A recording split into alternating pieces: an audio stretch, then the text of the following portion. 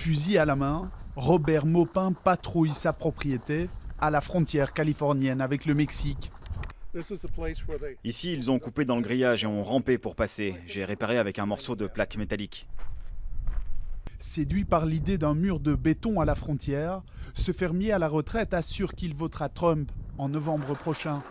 Car selon lui, le passage est bien trop facile pour les clandestins et les trafiquants de drogue. Sur cette photo, on voit qu'ils ont coupé la barrière pour passer en voiture. Quand j'ai vu les étincelles, j'ai appelé la patrouille des frontières. De l'autre côté, il y avait 5 camions remplis de drogue.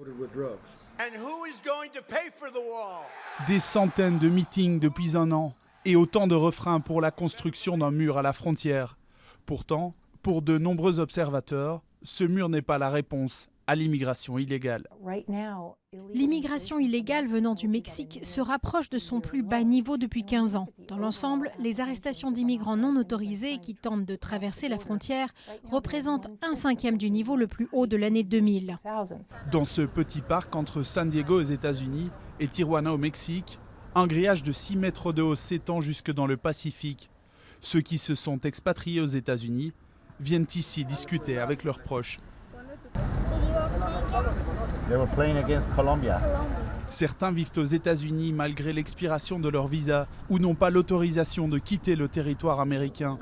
D'autres disent simplement profiter de l'ouverture hebdomadaire pour éviter les files à la frontière. Tous craignent de voir Donald Trump élu à la Maison-Blanche.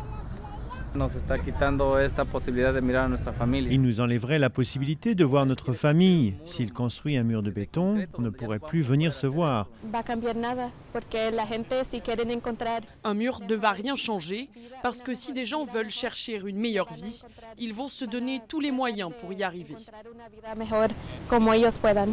Le nombre de Mexicains qui quittent les États-Unis est désormais plus élevé que ceux qui s'y installent.